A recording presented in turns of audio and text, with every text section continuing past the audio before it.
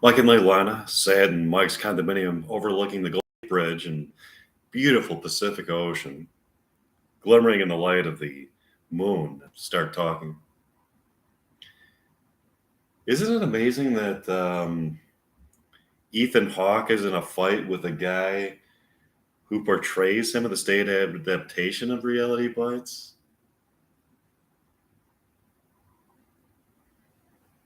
Well, I think it shows not only the power of love, but the power of theater.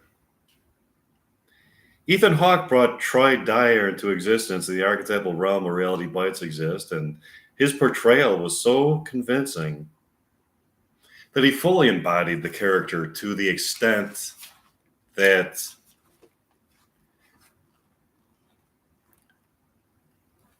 he exists in such a real way that the woman, Sheila, who portrays Leilana Pierce, is more in love with Charlie, the guy who portrays Troy Dyer in the state adaptation of Reality Bites, because Charlie is brought to the tangible world the character that Ethan Hawke put into archetypal existence. Now that shows the power of theater. The power of love is manifest in the passionate fight that Charlie Tamlinson and Ethan Hawke are engaged in over Sheila Henderson, the woman who portrays Leilana Pierce in the state adaptation of Reality Bites. Yeah, that is far out.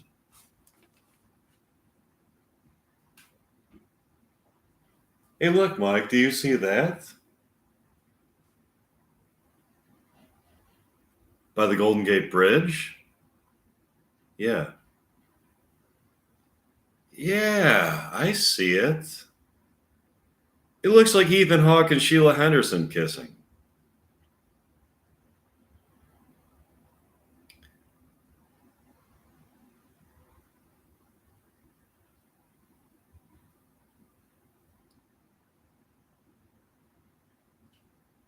I thought Sheila Henderson wanted Charlie.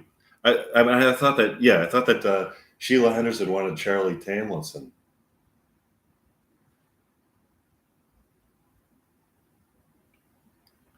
What is she doing with Ethan Hawke? I just thought of something. Do you think that maybe Sheila Henderson is in love with Troy Dyer, the character portrayed by both Ethan Hawke and Charlie Tamlinson? And whoever successfully brings Troy Dyer into real life is the guy that Sheila Henderson is going to choose? That's an interesting speculation and perhaps correct. All of a sudden, Charlie Tamlinson wanders around by Ethan Hawke and Sheila Henderson. Another bloody fight ensues. This is really awful. We have got to try to intervene in the situation and stop the fighting. Do you have any ideas about what we can do about it? I just thought of something. We could put on a play at Pancakes by the Bay, which will be a state adaptation of Reality Bites. This play will run for several months as a competition between Ethan Hawke and Charlie Tamlinson to see who brings Troy Dyer into tangible existence. The play will be performed twice a night for several months, at the end of which the winner will be chosen by Sheila Henderson. Whoever wins gets Sheila Henderson. I love that idea. Do you want to go talk to them? Sure. Mike and Leilana go and talk to Ethan, Sheila, and Charlie. Hi, people. Hi, Mike. Hi, Mike. What are you doing here? Hi, Mike. We're here because Leilana has an idea about how to decide who gets Sheila. What's your idea? We could put on a stage adaptation of Reality Bites at Pancakes by the Bay every evening for several months, twice an evening. The character Troy Dyer would be portrayed by Ethan in one performance and Charlie in the other performance. At the end of this series of performances, Sheila could decide who she really wants, which would be the guy who brings Troy Dyer most fully into tangible existence. That'd be perfect. I agree. Let's go for it. Okay, we'll start this. We'll get this thing started.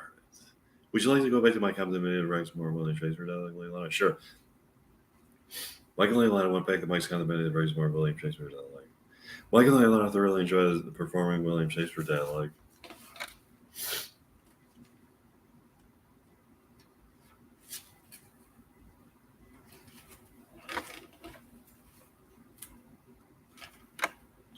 And talked into the evening.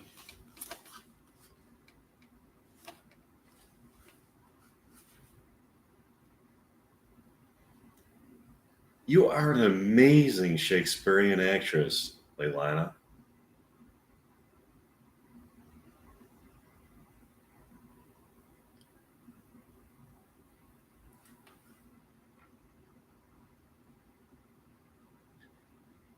The fluency of your delivery and the way you identify with the dialogue are so captivating. You embody the characters that you portray so fully that you take them to a level of transcendence whereupon art and life intermingle. Thanks, Mike. This is paradise for me, Layla. Peace, love, romance, and William Shakespeare.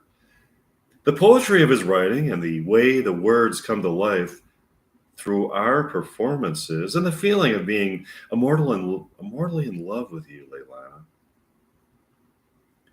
That was beautifully stated, Mike. Do you want to go to Pancakes by the Bay tomorrow? Sure. Mike and Leilana went to Pancakes by the Bay the next day and got their usual booth by the window. Penelope, the waitress, takes their order. It's her favorite waitress. What's it going to be for you this morning?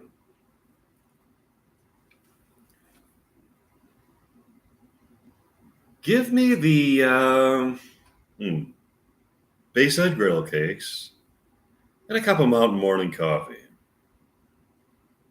I'll have the scrumptious pancakes and a cup of Mountain Morning Coffee. I'll have that for you people. All of a sudden, Mike and Leilana look out the window and see the same woman pull up in her Corvette. She gets out of the car with a package in her hands and looks directly at them. She opens up the package, and Mike and Leilana can see inside of it. In it, there seems to be an object of a color they have never seen and a shape they have never seen.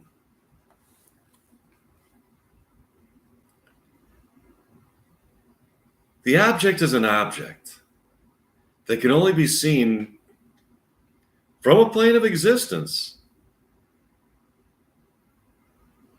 that is beyond the four dimensions of time and space.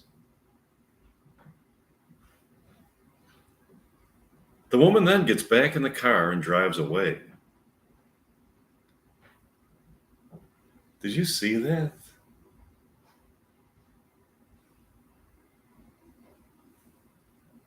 Yeah, I wonder what we were able to. I wonder how we were able to see that object that usually can only be seen on higher dimensional planes of existence. I can explain that to you, Mike and Leilana. You have been enlightened by love.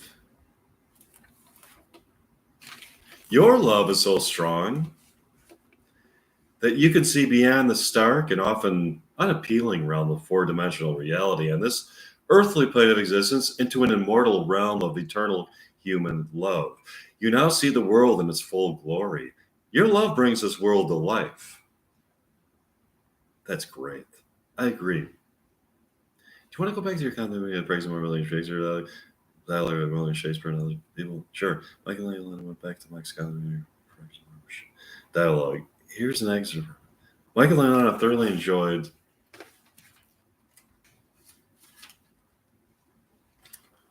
their performing of William Shakespeare and other people's dialogue and talked into the evening. Would you like a beer, Leilana? Sure, what do you have? I have some Anchor Steam California Lager. Awesome. Mike goes to the refrigerator and to get them the beer.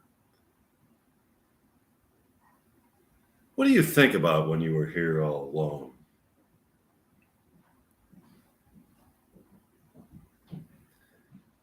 I look at the Golden Gate Bridge and see lovers hand in hand. And then look up at the sky. I have a telescope that brings into focus different distant planets, but you can only see them as light images. That's only a view of our planets in our galaxy. I then think about planets in other galaxies and the possibility of intelligent life on other planets. We haven't found intelligent life in our galaxy so far. There may have been intelligent life in our galaxy and other planets eons ago. I then wonder that if there was intelligent life on other planets, what kind of society they had or have. I wonder if it is possible that there is or ever was a kind of utopian society anywhere in the universe where life was or is a blissful dance of unmitigated pleasure and romance. If so, I wonder if these pleasures are so acute that they transcend any earthly pleasures we can experience, placing our souls forever suspended in a state of heightened sensory enlightenment. It would be similar to that feeling you get when you first fall deeply in love with another person and your world is suddenly raised to a higher plateau. That feeling would be intensified there and would be something you would feel eternally with your lover.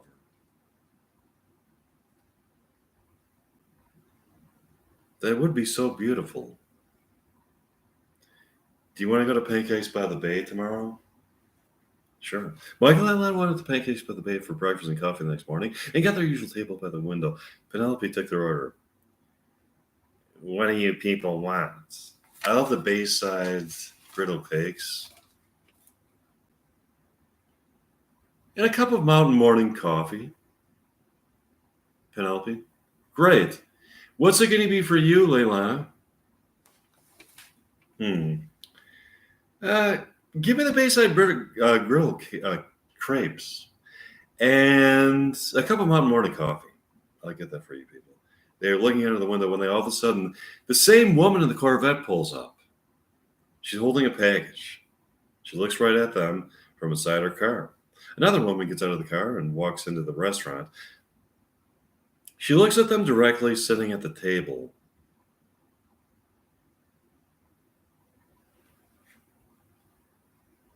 Can you guess what's in this package?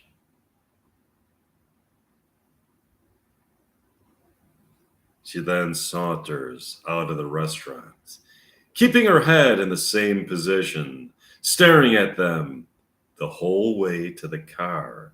She then screams and then laughs at a high volume, and the car races away.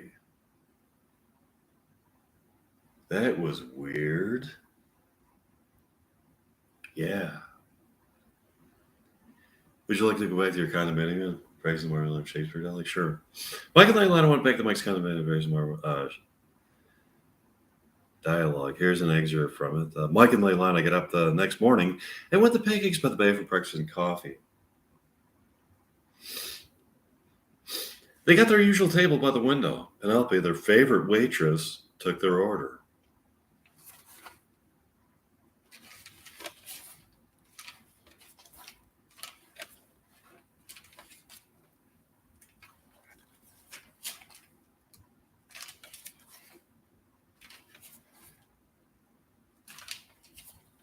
What's it going to be for you this morning?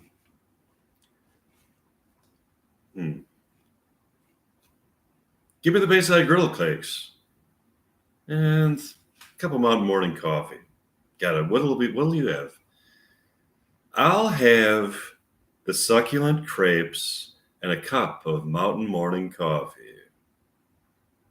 Coming right up, as Penelope goes to get their food and coffee, they start talking.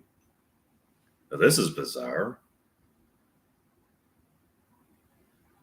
I wonder what the Corvette woman had in the package. I don't know. She laughed as she drove off. I wasn't sure if it was a sinister laugh or a jovial laugh.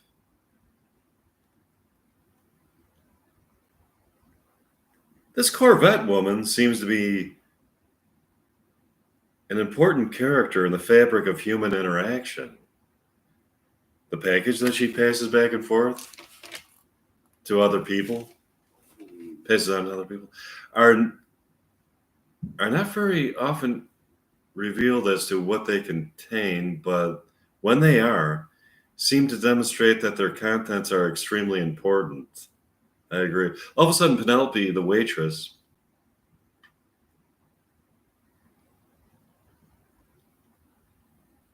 comes up to them. Hi, Penelope, what's up? Hi, Mike. Hi, Leilana.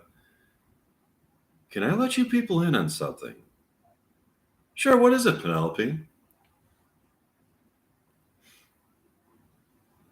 Enjoy being a waitress here and talking to you fine people like you, but I've got some higher ambitions in life. What are they? My goal has always been to be a filmmaker. I've been waiting to be inspired, and I finally have a great idea for a movie. As a matter of fact, the movie has already been shot, and I just need a movie company to fund it. If it's good, I'm sure you have no problem with that. What's it about? I've been observing people in and around Pancakes by the Bay, in the restaurant and outside of it. I've been writing dialogue that embellishes conversations I have heard and have pieced together a story of events that have taken place. I've gone home after work and written a script based on events I have seen and dialogue I have heard. I have a rough draft of it, of the script, and a low budget production of the movie. What I want is to get it produced by a mainstream Hollywood producer such as Steven Spielberg or Martin Scorsese.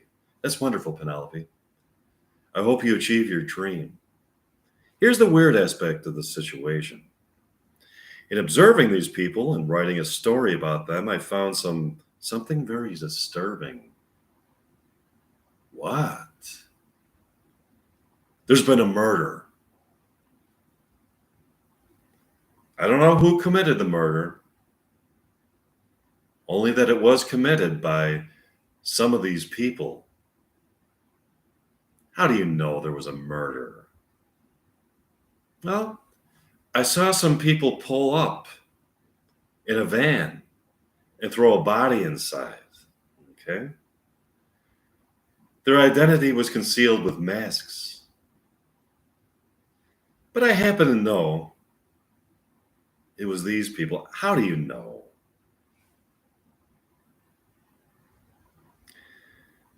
A hat that several of these people have been wearing to the restaurant.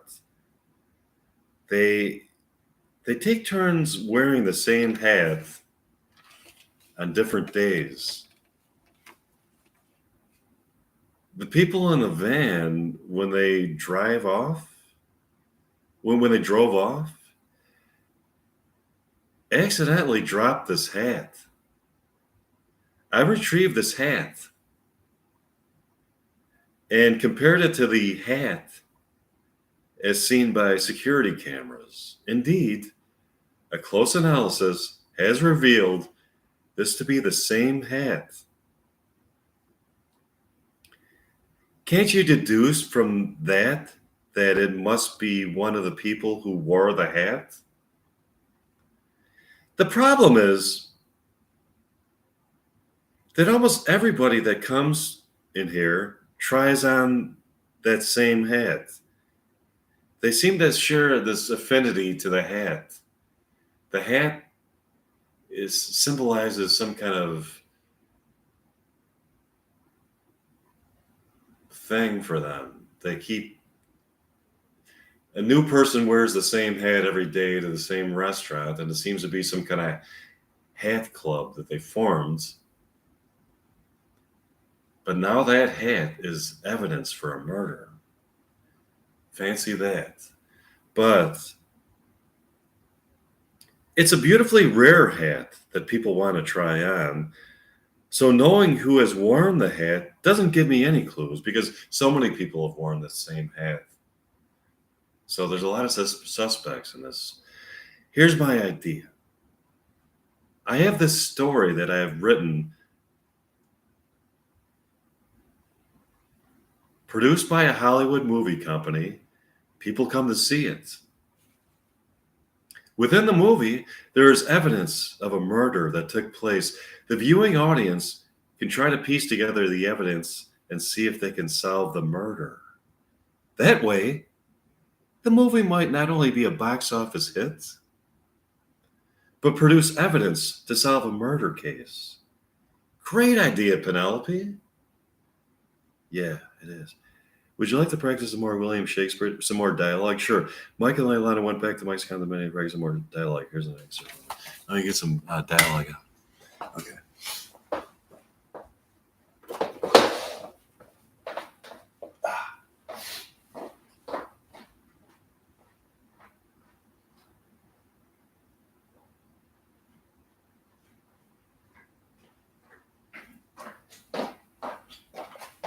Okay.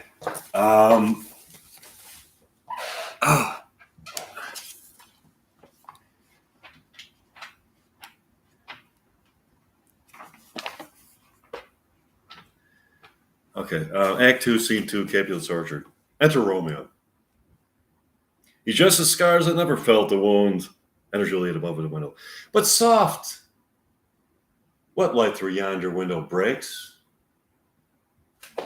It is the east, and Juliet is the sun.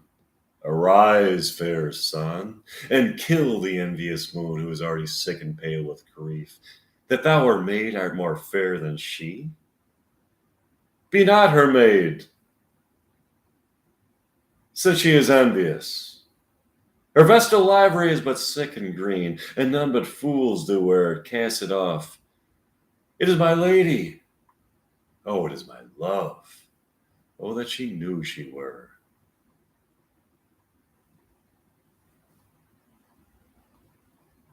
Her eye discourses, I will answer it. She speaks, yet she says nothing. What of that?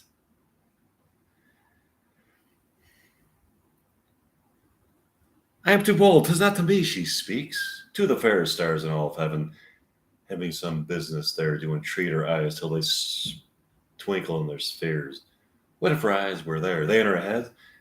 The brightness of her cheek would shame those stars, as daylight doth a lamp.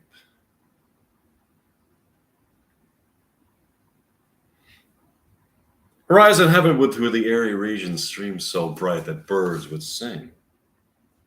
I think it were not night. See how she leans her cheek upon that hand? Oh, that it were a glove upon that hand, that I might touch that cheek.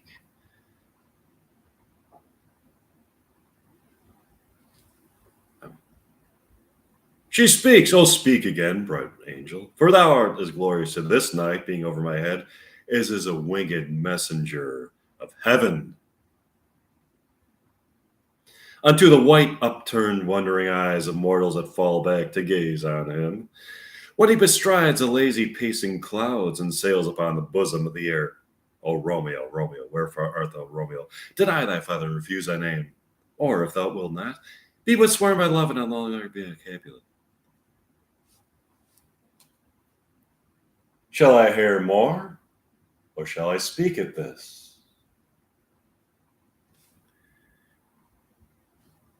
'Tis but thy name that is thy enemy, my enemy. Thou art by thyself, though not a Montag. What's a Montag? It is nor hand, nor foot, nor arm, nor face, nor any other part belonging to a man, it'll be some other name. What's in a name? That which we call a rose by any other name would smell as sweet, so Romeo would, were he not Romeo called, retain that third perfection which he owes without that title. Romeo, doff thy name, and for thy name, which is no part of thee, take it. I take thee at thy word. Call me but love, and I'll be new baptized. Henceforth, I never will be Romeo. What man art thou, that thus bescreened in night, so stumblest on my counsel? By a name I know not how to tell thee who I am. My name, dear saint, is hateful to myself, because it is an enemy to thee. Had I it written, I would tear the word.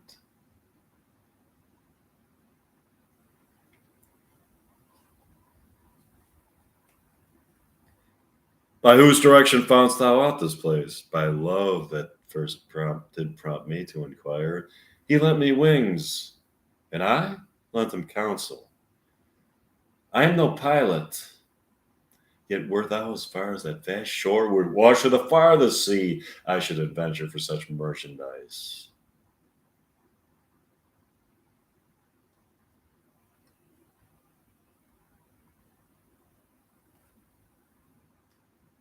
Lady, by yonder blessed moon, I swear, that tips with silver all those fruit treetops. Oh, swear not by the moon, the inconstant moon, that monthly changes in her circled o'er. Lest that thy love prove likewise variable. What shall I swear by? Do not swear at all, or if thou wilt, swear by thy gracious self, which is the God of my elders, do not believe thee by yourself. Well, do not swear. Although I joy in this contract, although I joy in thee, I have no joy in this contract tonight. It is too rash, too unadvised, too sudden, too like the lightning which doth cease to be, ere one could say it lightens. Sweet good night, this bud of love, by summer's ripening breath, may prove a beauteous flower when next we meet. Good night, as sweet repose. And how wilt thou leave my soul unsatisfied? What satisfaction canst thou have tonight? The exchange of thy love's faithful vow for mine. I gave thee mine. Before thou did request it. Yeah. Wouldst thou withdraw it? For what purpose, love? But to be frank and give it thee again. And yet I have the thing that I wish for I wish for the thing I have. My bounty is as boundless as a sea. My love is deep. The more I give to thee, the more I have, for both are infinite. I hear some noise within. Dear love of thee, anon, good nurse, sweet Montag, be true, say with a little. Oh, blessed night. I'm averred. Being a night, all this is but a dream. Too flattering sweet to be substantial. So thrive myself 1,000 times good night, 1,000 times the worse to want thy light. Love code goes towards love as schoolgirls in the books, but love from love towards schoolgirls with heavy looks. Rihanna Juliet book. I'm going to go to the end of the plan.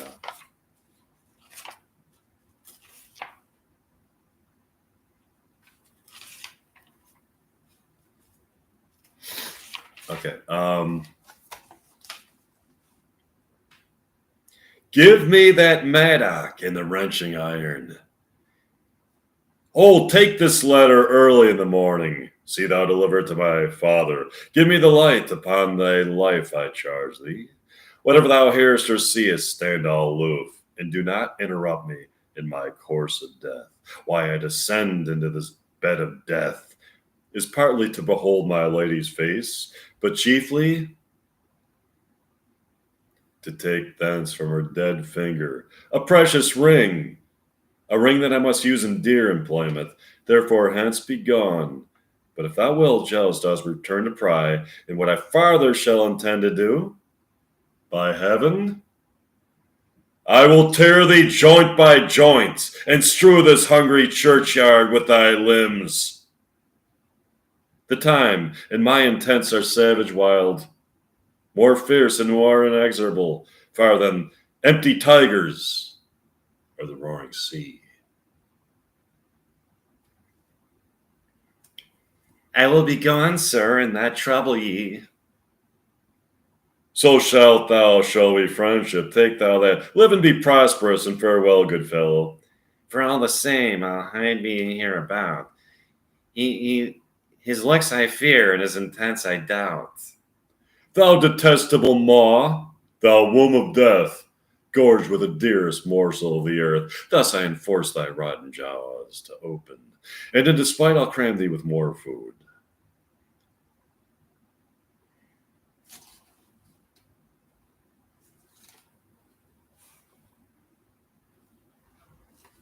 I hear some noise. Lady, come from the nest of death, contagion and unnatural sleep. A greater power than we can contradict hath thwarted our intents. Come, come away. Thy husband in thy bosom lies there lies dead, and Paris too. Come, I'll dispose of thee among a sisterhood of holy nuns. Stay not the question for that which is coming. Come, go, Juliet. I dare no longer stay.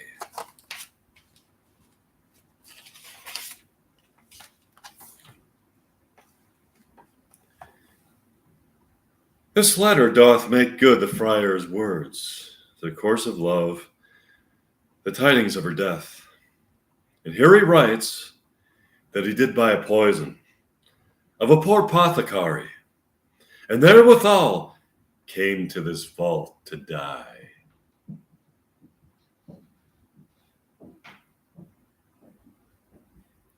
And lie with Juliet. Where be these enemies, Capulet, Montague?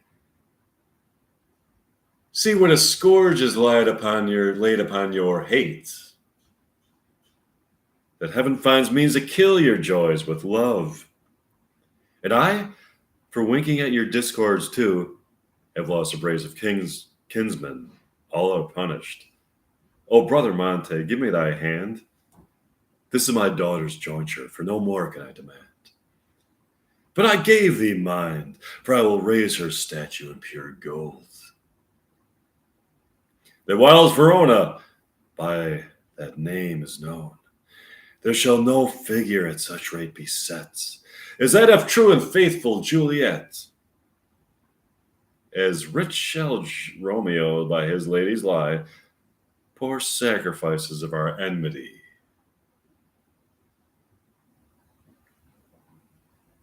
A gloaming peace this morning brings, with it brings the sun for sorrow will not show his head. Go hence to have more talk of these sad things. Some shall be pardoned, and some punished, for never was a story of more woe than this of Juliet and her Romeo.